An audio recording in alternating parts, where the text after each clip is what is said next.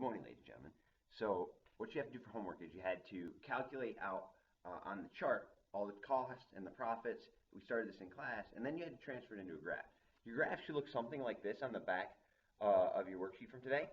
But what we're going to do is we're going to use that graph to do stuff that we've already done. And so I'm going to walk through the problem over here, and all that information is going to be on this graph. But you just got to be able to figure out and evaluate that graph in a way that lets you understand this stuff. But again, it's just stuff that you should already know here. So if we remember, total revenue is price times quantity. I'm making up right now the price of 5 and the quantity of 2, which gives you a total revenue of 10. It's going to be on this graph in just a second. Notice my ATC formula here, total cost divided by quantity. And if I change it a little bit, if I do average total cost times quantity, I'm left with total cost. So I made up my average total cost of 4, multiplied it by my quantity again, which is 2, same quantity here, and I got 8.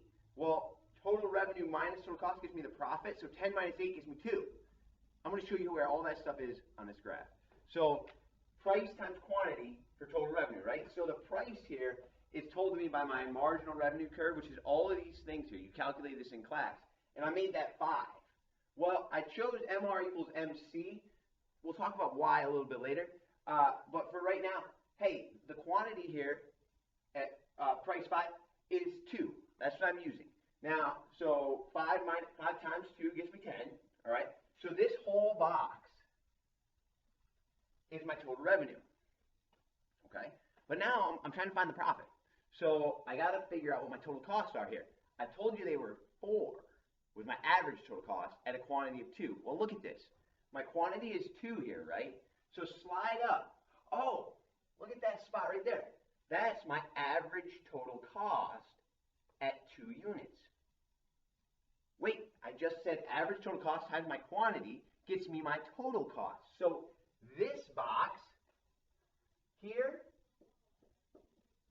those are my total costs. They are, where am I? 8, okay? So now I have 10 and I have 8. I got to get my profit at 2. Where is that? Well, it's the only space that's left right here. It seems so easy when I do it, but there's so many pitfalls that you can run into. But if you follow these steps, you'll always get it right. Now, we're going to practice more in our next class, but make sure you take a look at this video one more time before you come into class, because it'll just help you be ready when we do the practices in class. I'll point out one other thing here for you. If you want to figure out this area, this box, notice that 5 is your price, 4 is your average total cost, and 2 is your quantity. You could write your formula a little bit different here. You could do 5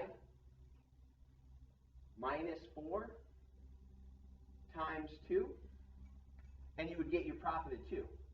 Notice this would be price minus ATC times quantity.